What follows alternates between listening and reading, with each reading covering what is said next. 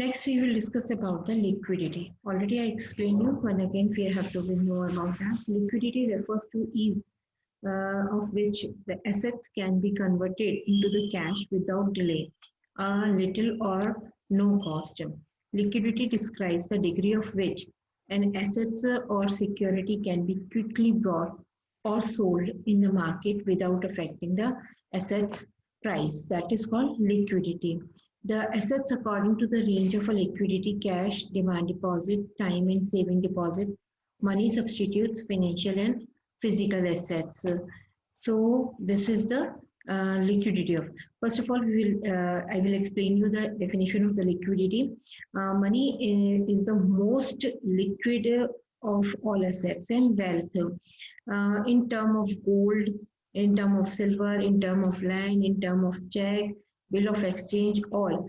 The cash money is called the liquidity. Cash is a main thing, and that will give the it easily. So means liquidity means that it easily we can get the thing. Easily we can get the money. That money is liquidity, and we can purchase it anything from easily by that. So that is a liquidity. If you have a cash, you can purchase anything from anywhere. So that is liquidity. Now we are discussing about the according to the range of the liquidity assets according to the range of the. So first assets according to the range of liquidity: cash. If you have a cash, you can purchase anything from a market, and cash is in the cash, and in that it is called the face value of the money. Means if the 10 rupees note is there, the 10 rupees value is there.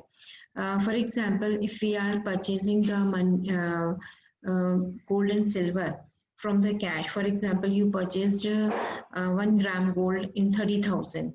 So again, when you go back to sell it, you are not getting it exactly 30,000 of that gold.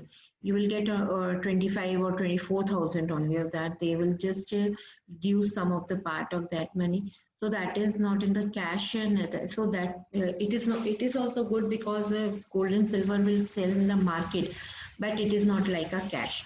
But cash is the main liquid of the money. Demand deposit is also there, one of the, but in the demand deposit, bank can reduce some of the commission and something sometime. Time and saving deposit, for example, FD is the a good example of time and saving deposit.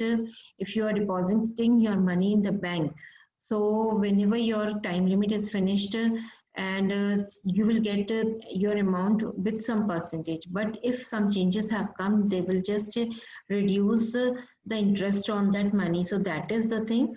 Money substitutes in form of money. If you don't have a cash, it's a substitutes. We have a many substitutes against that, like representative of the token money, circulating of the promissory notes, all that things we have, but exactly it is not happen, or exactly it not happen. Financial and physical assets. All we have the financial and physical assets at our home.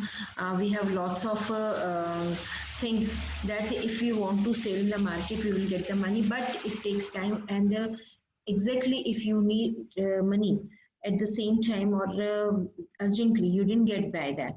And physical assets also, for example, house, land, if you have some machineries, all those are the physical assets, but they are not in the liquid form.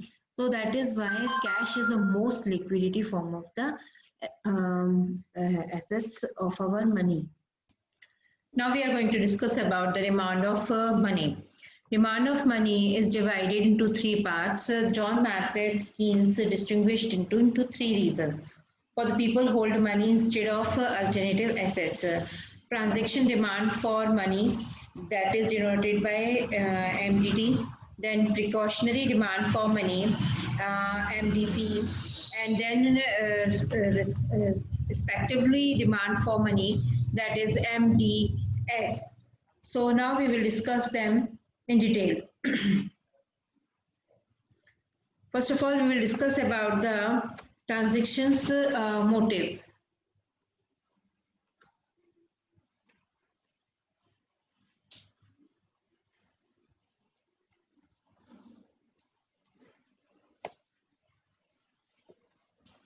Transaction demand for money.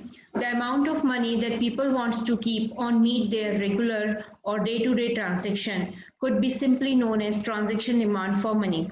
The major determinants of MDT is income.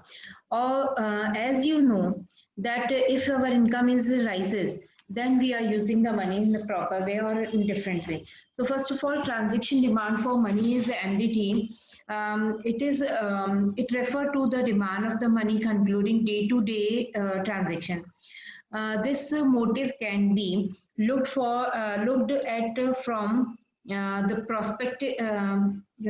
prospective consumers who want income to meet their household expenditures. Its main motive is to income, and from the perspective of businessmen who require money to carry their business for their business activities. The transactions motive related to the demand for money to meet the current transactions of individual and business unit. The income which is the person get in not continuously where the expenditure is continuous. So that is a gap between both of them, and this gap holds different cash in between them. So that is the thing. It is shown here with the help of a diagram that if the income rises, money income is showed by the YD, and money transaction demand showed by the MDT. So here it is when the income rises, MDT is also rises.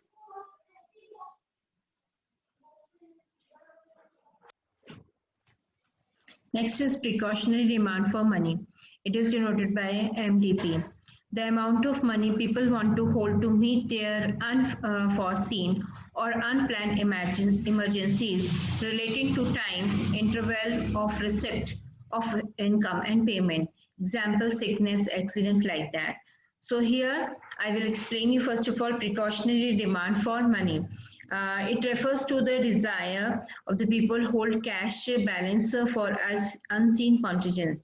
People wish to hold some money to provide the risk or for unseen events. For example, someone is sick at a home and we required money at that time in the hospital, because all of you know that nowadays the expenses of the hospitals are very high, so we required the much money at that time, or some important things if some problem is somewhere in our home to someone, so it is also required money. So the amount of money held under the motive depends upon the nature of individual and to the condition in which their lives. The demand of the money for the precautionary balance is also closely related to the level of the income. Higher the level of income, more will be cash balance in the, or lower the level of the income, they will be deposit less of the money.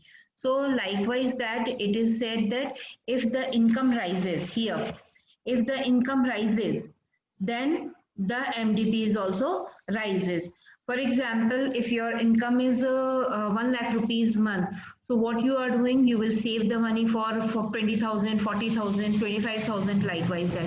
But if your salary is less than that, for example, 40,000, so what you are doing, you will just try to save the money 10,000, 12,000. So that is the thing they wants to explain, that the if precautionary money we are taking for our emergencies. Next, we are discussing about, they said that MDP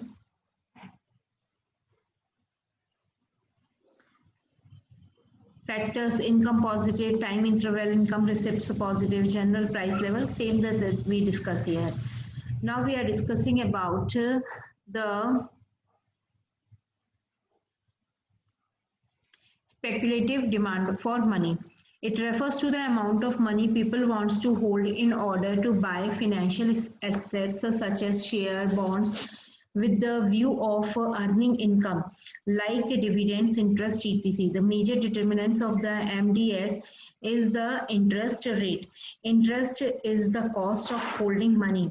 Thus, higher the rate of interest, the greater will be cost of holding the money. Speculative motive of the money is to be, it refers to the desire holder to keep cash balance as an alternative for their financial increment, for their financial assets, for their financial, like to be purchased the bond from the market. Under speculative motive, it is presumed that the people can hold their wealth, they either in the form of bonds or in the cash balance. The decision is regarding the holding of bond in cash balance depend upon the expectations, means whatever the interest they get from that. According to that, they will purchase the bonds. Either they will just hold the balance. This is the thing in there. Sometimes what happens, the interest rate varies inversely with the market value of securities. That is, when the interest rate rises, market value of bond falls. Hence, the demand for money for speculative motive becomes less at higher interest rate and become larger at the lower interest rate. So that is the thing, speculative demand of the money. So here already we have discussed about all the three of the demand of money. One is transitive, second is precautionary, third is speculative. Now we are going on the next video on the supply of money.